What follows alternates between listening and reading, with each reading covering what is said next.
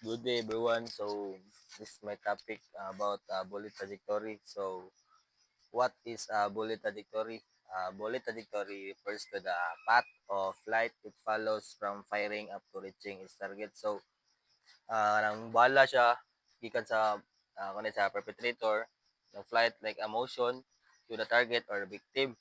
In case of shootings where the victim is the target, the forensic specialist works out trajectory of the bullet as part of the crime scene reconstruction. So, ma-determine or i-examine ang bullet trajectory kanang nagay dagan man siya kanang kuan kanang kanya-kanyang kanang murag position sa perpetrator na pa side, pa up and down. So, ang motion or ang flight sa bullet through the victim or target.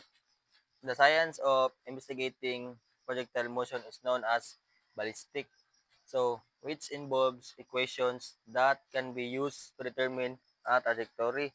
So ang ballistic ang the specialist sa about sa gun shooting or sa mag-examine sa bullet trajectory.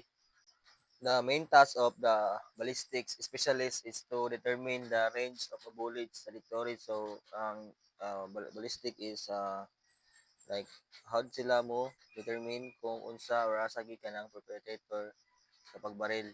When a bullet leaves a gun, it carries various gases with it that often form a tattoo-like pattern in the skin of the victim. So, pag ang bullet daw mag-leave or kanang mag-pull a trigger, tapos pag mo leave na sa gun, it composed of gases daw. Tapos pag maigo, for example, sa tao, pag maigo sa skin, mag-form sa like a tattoo, it's what we call the irregular pattern on the skin of the victim. The spread and extent of this pattern reveal the range between the perpetrator and the victim. So, tabot na rin ang spread daw sa and extent sa pattern di na to ma-determine kung asa o asa na pwesto ang range or ang distance sa perpetrator to the victim.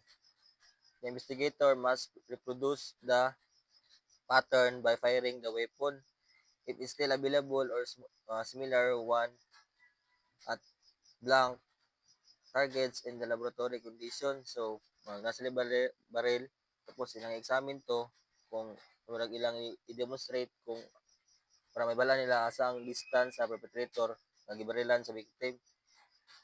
Knowing the range can help establish where perpetrator was standing, which may either corroborate or contradict witness statements. Identifying the range can also determine whether a fatal shooting was a homicide or a suicide. So, it's very important nga may bala na to kung asa o unsa ang range, ang position sa perpetrator. Kay pag ang sa katao namatay, na siya two sides itong homicide or suicide. Pag suicide, murag layo or gamay ang diameter or ang inches sa bullet. So pag suicide kay magdetermine na to pag suicide kay murag dako-dako ang holes or ang diameter or inches sa bullet nga naigo sa skin.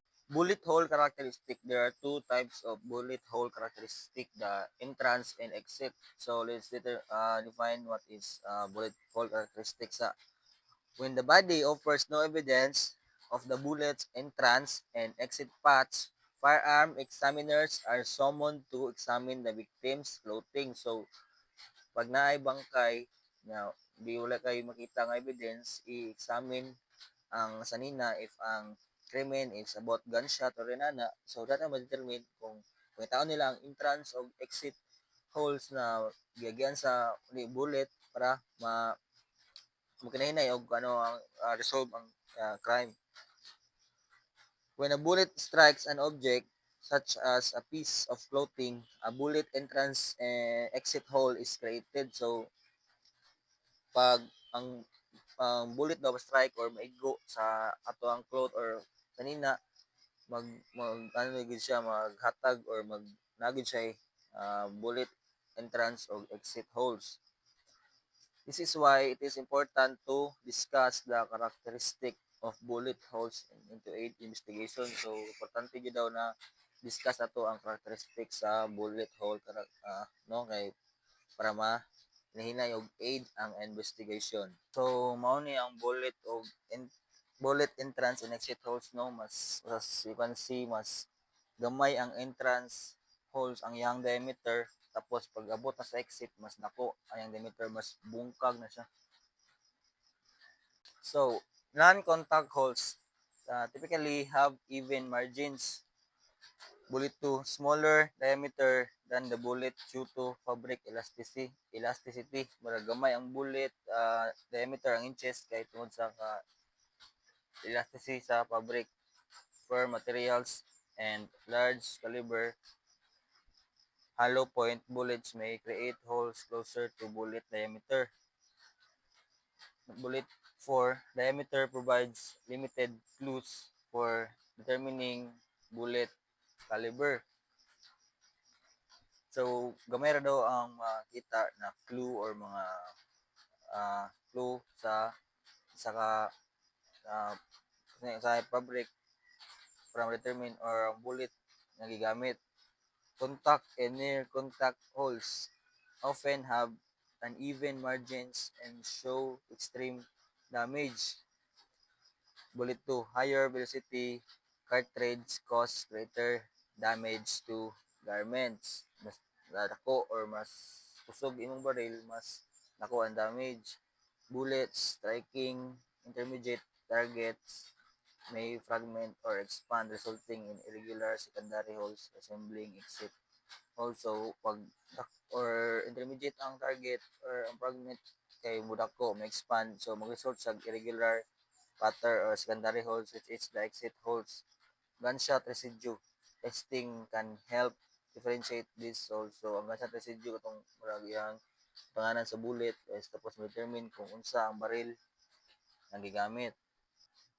So, grazing bullets kanang slightly or dili ko siya lala na ano, murag siya gamay nga bangag pero murag lalom. Bullet 1 can create elongated holes with even margin. So, taas daw na bangag pero gamay ang margins, even margins.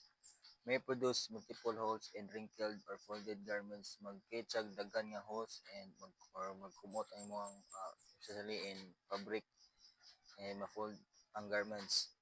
Bullet wipe residue katong itom nga nasa smooth skin. It appears as dark ring around the bullet hole, often visible on dark materials, caused by lead being wiped from the bullet as it passes through the material. Lead bullets leave heavier deposits, but jacketed bullets can also produce residue. So, bullet exit hole, round nose and full metal jacketed kanang dili talinis and full alloy bullet emet okay. May leave hole similar to bullet entrance holes. So, sabot dili kay gamay ang iyang bangag kay nakita niyo sa entrance. So, gamay ang bangag kaysa pag-abot sa exit nako. So, dili gamay. Typically exhibit very light to no bullet may residue. Exit holes from expanded for or fragmented bullets nga dako nga bullets ang bangag have irregular margins and larger diameter than original bullet. Fragmented bullets can fray the material outward as they pass through. Investigation process. After examining and documenting bullet holes, investigators can search for evidence to determine the evidence at of distance. So, i-examine nila or i-sample-sample nila sa laboratory para ma-determine nila kung asa yun ang distance or asa nagbaril ang perpetrator sa target or victim. So, tools necessary for trajectory determination. These are several tools necessary for trajectory determination. These include but not are limited the following. So, marking pens, adhesive tape, string, various types can be used. Measuring tapes, 25 feet, and roller tape. Inclometer determines angles and slopes. Laser pointer, clear plastic protector, compass, adhesive markers, numerical and alphabetical, and last bubble or torpedo level.